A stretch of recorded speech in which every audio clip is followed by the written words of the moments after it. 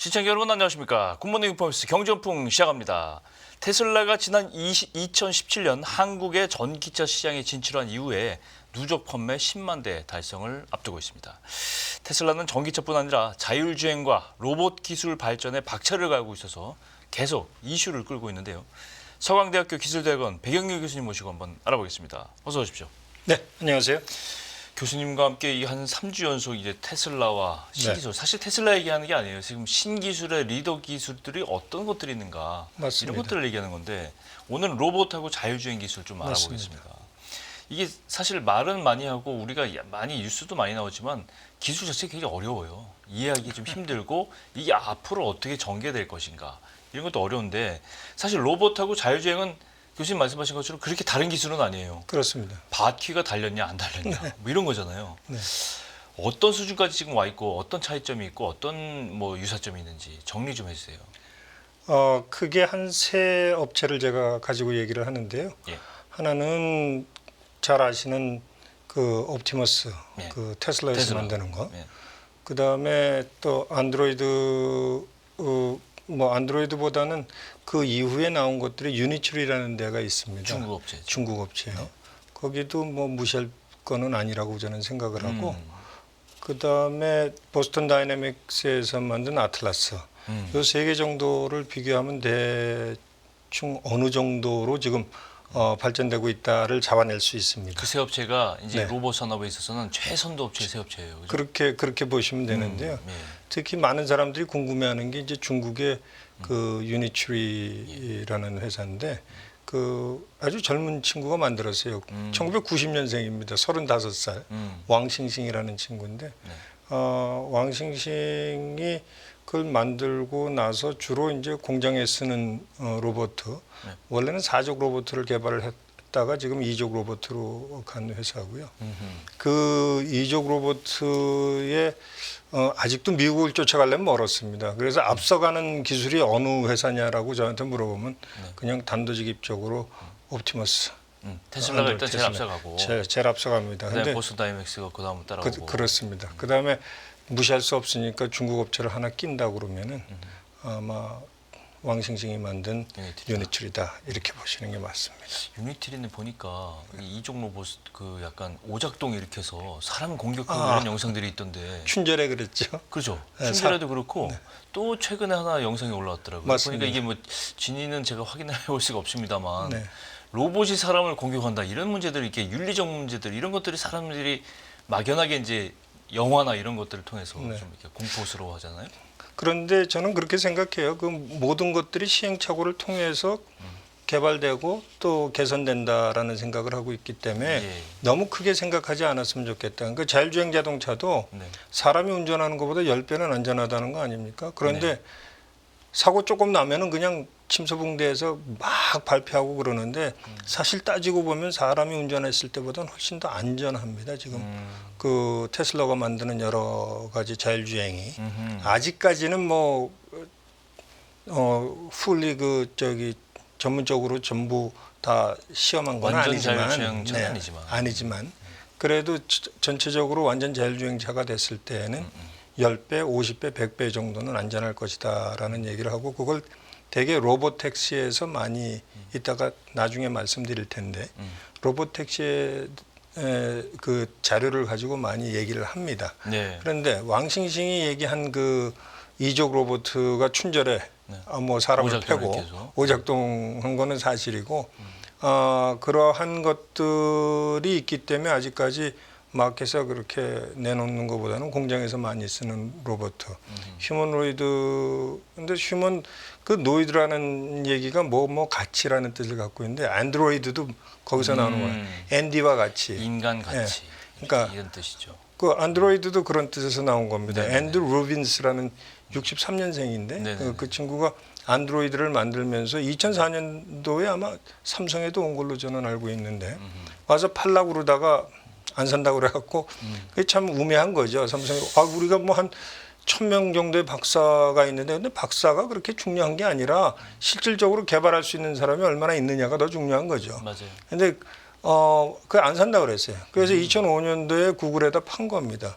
그리고 2014년도에 앤드루 루빈이 부사장으로 이제 퇴역을 해서 다른 이제 자기가 만든 회사로 다시 가기는 하는데 어쨌든 간에 로이드가 들어가면은 뭐뭐와 같이 오가노이드 그러니까 뭐 장기를 사람의 포팅을 할 수 있을 정도로 다시 만드는 이게 뭐 오가노이드, 안드로이드, 앤디와 같이 그렇군요. 앤디 루빈이라는 사람이 옛날 앤디와 같이. 앤디와 같이 그렇죠. 그래서 앤드로이드라고 안드로이드. 얘기하는 휴머노이드도 그 사람과 같이 그런 뜻을 갖고 있는데 그 휴머노이드에서 가장 우리가 깊게 생각해야 되는 게 사람들이 잘 몰라요. 제일 중요한 게 손입니다.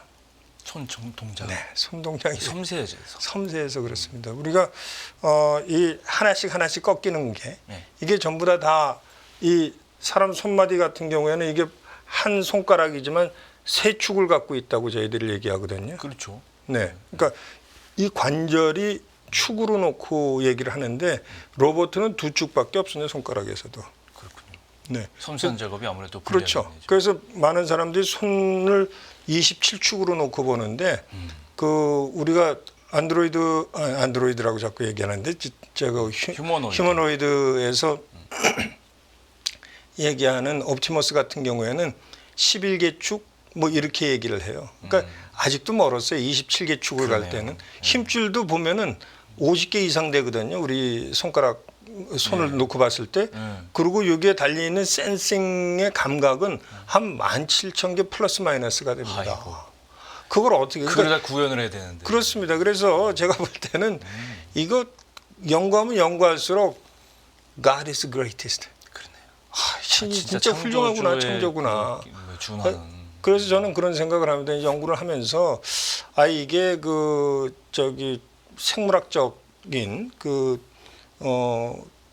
여러 가지 그 장기를 만드는 기술, 그다음에 DNA 기술 같은 거랑 같이 합쳐지지 않으면은 거의 사람과 유사한 이런 휴머노이드 로봇가 나오기가 굉장히 힘들다 이런 생각을 하는 거죠. 그러니까 어떻게 17,000개의 접점을 만들 수 있겠어요. 그 다음에 뭐 50개의 힘줄인데 지금 맞아요. 힘줄이라는 게 결국은 선을 통해서 작은 모터를 통해서 이걸 움직이는 건데 그걸 제일 잘 만드는 회사가 옵티머스입니다. 테슬라다. 네, 대체적으로 그러니까 손을 놓고 보면 되는데 왜 손이 중요하냐면은 로봇에서 일을 하려고 그러면 손이 하는 거잖아요. 그렇죠. 그래서 손이 중요한 거예요. 근데 사람은 손이 2개 있지만 로봇은 필요에 의해서 손을 5개까지 뭐 7개까지 뭐 10개까지도 만들 수 있는 거잖아요. 그러니까 사람과 같이 하려고 그러니까 휴머노이드 로봇을 가만히 놓고 보면은 175cm에 82kg 정도, 그러니까 건장한 남성에 준하는 그런 것들을 굉장히 많이 따르고 있습니다. 그러니까 건장한 남자가 한 175cm 평균적으로 세계적으로 놓고 뭐 네덜란드 사람 더치들은 더 크고 더 몸무게도 더 많이 나가겠지만 왜 그렇게 무게를 거기다 하냐면 배터리 그다음에 건장한 남자가 그 정도 돼서 이렇게 찼을 때 반응할 수 있는 거. 그러니까 로봇의 가장 핵심이 손이라고 제가 얘기를 했고 그 전에 이제 머리 두뇌에 해당되는 것들이 있을 테고 그다음에 밸런싱이 있을 텐데 많은 사람들이 밸런싱을 어떻게 하느냐 사람은 굉장히 쉬워요. 툭 치면 그냥 다시 쓰고 그다음에 넘어질 때 넘어지기도 하고 근데 금방 일어나기도 하고 젊은 사람들 얘기입니다. 그런데 휴머노이드 로봇 같은 경우 그게 전부 다 프로그램으로 된다는 거예요. 그렇죠. 이렇게 밀었을 때 그 반대되는 동작을 어떻게 할 것인지의 로직을 만들어서 집어여서 스스로 학습하게 하는 이런 것들을 가지고 사실은 휴머노이드 로봇을 많이 만들고 그러죠. 그렇죠. 네. 방금 그래서 질문이 계속 생겨나는데 그러면 테슬라가 제일 앞서 있다고 하는데 방금 말씀하신 그런 것들에 대해서 기술이 테슬라가 옵티머스가 훨씬 앞서 있다 이렇게 봐도 되는 거예요. 그러니까 손동작만 일단 보더라도 손동작을 놓고 비교를 하면 훨씬 낫죠. 그러니까 유니츄리에서 만드는 것 같은 경우에는 뭐 제가 스피드를 비교를 해봤어요. 옵티머스가 8km/h. 그러면 한 우사인 볼트 같은 경우에 100m를 9.58로 찍은 게 이제 최신 기록인데, 그러면 그거랑 비교했을 때 한 4배 정도 느려요. 그러니까 100m를 달린다고 그랬을 때 한 40초 걸리는 거죠. 그러니까 8kph, 네. 그다음에 9kph, 그게 저기 보스턴 다이내믹스에서 만드는 거.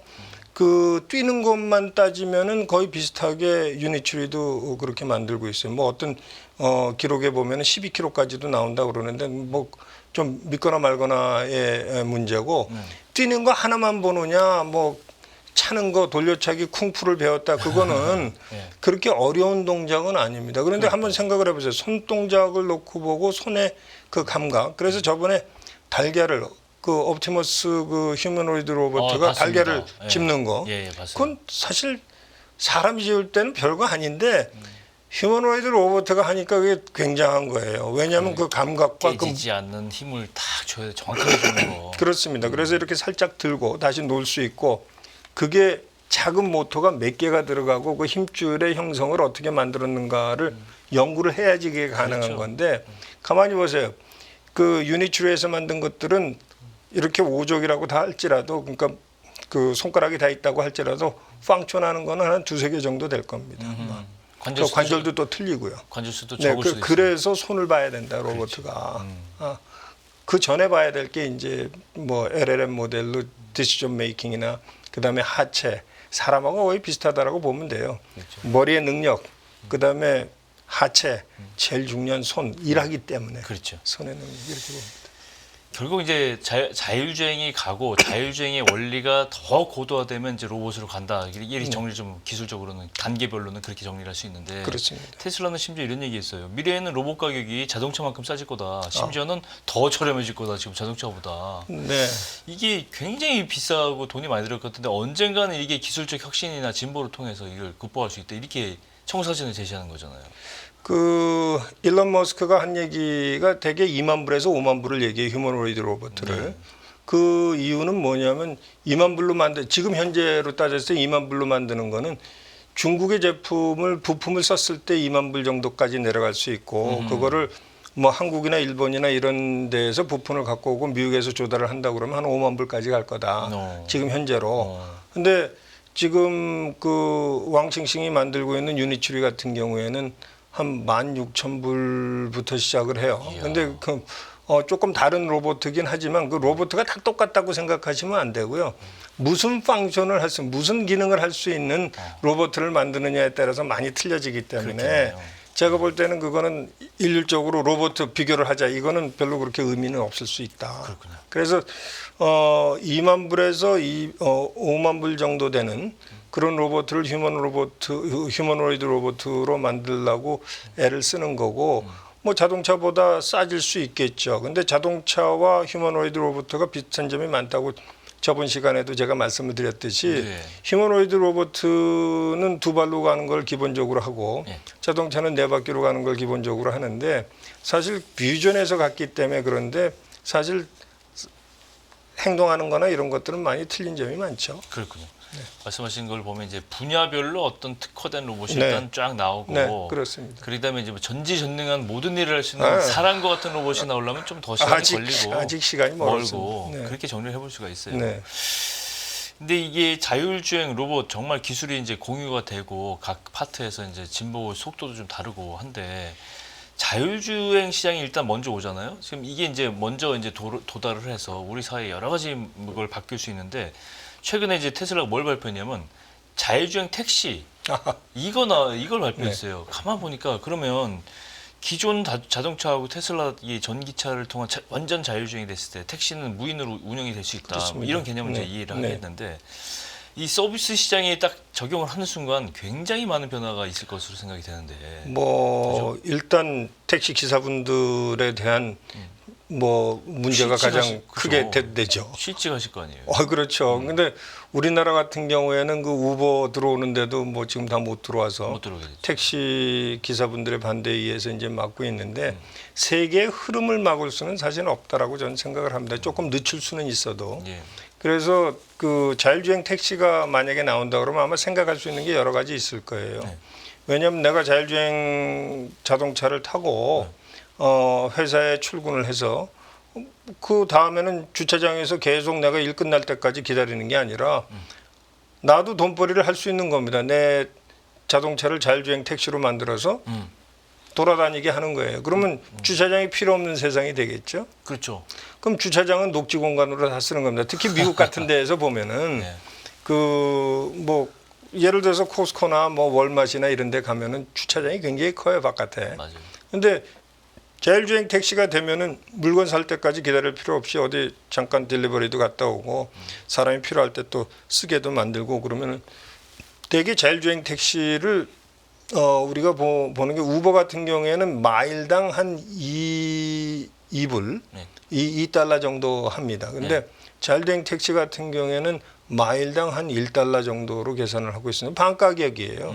그러니까 자연히 자율주행 택시를 탈 수밖에 없고 그렇겠네요. 지금 뭐 저기 우버하고 비교했을 때는 코스트나 그 사람들이 지불해야 될 돈이 굉장히 적기 때문에 자율주행 택시를 굉장히 예의주시해서 봐야 될 것들이 그 운전하시는 분들이 이건 안 된다라고 하지 말고 내가 자율주행 택시를 5대를 내가 산다. 한 2대를 산다. 1대를 산다. 그리고 계속 했을 때에 내가 돌아다니면서 버는 것보다 더 돈을 많이 벌 수 있는가. 그러네요. 그런 것들을 계산하는 게 더 중요한 거지. 그거를 내 직업을 위협받으니까 난 안 해야 되겠다가 아니라 다른 세계에서 돈을 버는 것들을 다른 방법으로 생각을 해야지 그거를 내가 갖고 있는 그 시스템을 그대로 고수하면서 내가 위협받는다는 거는 굉장히 우매할 수 있다. 그렇죠. 네. 테슬라뿐 아니고 이 아마존이 또 그렇죠. 로보택시 스타트업 죽스, 네. 죽스 올해 하반기에 라스베가스에서 발표를 네. 로보택시 서비스 시작한다 이 발표를 하는 건데 지금 네. 다양한 기업들이 로보택시 시장에 뛰어드는데 뭐 알 거는 같은데 이렇게 경쟁적으로 뛰어들 만한 일인지 이게 좀 궁금해요. 일단 돈이 됩니다. 돈이 자율주행 된다. 택시는 돈이 됩니다. 비즈니스 모델이 나오는 거죠. 비즈니스 모델이 충분히 나오고 그러니까 뭐랑 연결을 하냐면은 그 에어비앤비랑 연결도 하고 네. 그러니까 앞으로의 세상이 내가 살고 있었던 세상을 그대로 똑같이 연장해서 간다라고 생각하면 안 된다는 이유가 거기에 있습니다. 기본적인 고정관념을 깨야 되네요. 고정관념을 깨는 게 가장 중요해요. 그래서 저는 대학에 있지만 대학에서도 학과가 많이 바뀌어야 되고 가르치는 과목이 틀려야 된다는 얘기가 거기에 있습니다. 앞으로는 문과 이과가 중요한 게 아니라 네. 종합적으로 가르칠 수 있는 학생들 대학이 필요한 거죠. 그래서 어느 분야에 그러니까 문과를 했다고 해서 뭐 어저께 토론회를 제가 잠깐 봤는데 뭐 문과 나왔다고 그래 취직을 못하는 게 아니라 그 뭐 셀즈맨으로 쓰든지 아니면 세계 시장을 뚫고 가는 그런 사람으로 키우면 된다라는 어느 후보가 얘기했는데 저는 공감을 합니다. 그러니까 그거를 한쪽으로만 쓰려고 그러니까 문제가 생기는 거지 그렇죠. 종합적으로 어떻게 써야 될 것인가에 대한 맞아요. 전략이 나올 필요가 있다. 그래서 문과 이과로 안 나눴으면 좋겠고 앞으로는 뭐가 필요한 무슨 과목을 가르치는 게 미래 학생들한테 중요하다는 것을 더 연구할 필요가 있다. 대학이나 대학 교수들이. 일론 머스크가 방금 좀 아까 언급하셨는데 또 이제 궁금해지는 게 테슬라 차량을 소유한단 말이죠, 개인이. 네. 그걸 이제 자율주행 택시 사업을 본인이 할 수 있는 거예요. 그렇죠. 되면 네. 뭐 2대건 4대건. 네. 근데 법률상에 이제 그 규제들이 이제 아직 없기 때문에 네. 일단은 할 수 있는 걸로 전제를 하고 이제 법률상으로 뭐 제재가 각국별로 다르게 뭐 적용이 될 수가 있을 텐데 일론 머스크는 이제 에어비앤비처럼 자기 차량을 목록에 올리거나 빼게 이게 자기가 뭐 5대 갖고 있으면 오늘은 3대만 굴릴 거야. 뭐 그렇죠. 이렇게 올리고 네. 그러면 뭐 모바일로 매칭을 해서 네. 그쪽으로 자율주행해서 뭐 되게 지금 카카오 택시 이용하는 것처럼 불러서 네. 콜하고 그렇게 내버려두고 이제 저녁에는 뭐 자기가 뭐 다시 오늘은 그만다든가 뭐 이렇게 이런 식으로 간다는 얘기잖아요. 맞습니다. 지금. 그죠? 네, 그래서 제가 보면 제 차라는 게 별로 의미가 없어요. 그러니까 저도 내가- 타고 남도 빌려주고 그렇죠. 운영도 하고. 네. 그 요새는 내 물건을 내 차에다 두고 그냥 내가 언제든지 필요할 때 쓰겠다. 그런 거 필요한 사람들은 자기 개인 자동차를 쓰면 되는 거고 그렇죠. 내가 뭐 자율주행 택시로 운영하겠다 그러면 거기다 자기 물건 두면 안 되겠죠. 그래서 그냥 돌아다니면서 쓰고 꼭 내 차가 나를 픽업할 필요가 없고 자율주행 택시가 와서 나를 픽업해주고 그냥 나는 집에 가면 되는 거지. 그러니까 기본적인 기능이 무엇인가가 중요한 것이지 그러네요. 내 거냐 아니냐는 안 중요한 시대로 이제 접어들 가능성이 큰 거죠. 에어비앤비 모델하고 거의 유사한. 거의 비슷한 겁니다. 그러니까 지금 우리가 자꾸 예제를 들어서 얘기를 하면 굉장히 쉬운데 에어비앤비가 뭐 내 집이라고 꼭 얘기할 수도 있지만 얘기 안 할 수도 있죠. 근데 그렇죠. 돈을 버는 데 있어서는 그렇지만 사용하는 사람 입장에 봐서 사용만 하면 되는 거지. 그렇지. 기능이 그 주안점이 있는 거지 내 거다 아니다의 주안점이 있는 건 아니죠. 그래서 자율주행 택시도 내 거다 아니다가 아니라 돈 버는 머신으로 내가 쓸 것인가. 그러니까 10대, 20대, 100대 있는 쉬운 그 자율주행 자동차 회사들이 개인적으로 많이 생길 거다. 그러니까 나는 직업이 없다가 아니라 직업을 창출하는 세대에 여러분들이 살고 있다. 그래서 창출을 해라. 그게 중요한 거고 그렇죠. 그거를 학교에서 배울 필요가 있고 사회 전체가 학습할 필요가 있다. 그래서 지금 그 저기 연금 받는 분들이나 아니면 뭐 저기 퇴직하시는 분들도 다시 이 직업군에 들어가서 무슨 직업이 나를 더 풍요롭게 할 것인가를 배울 필요가 있어요.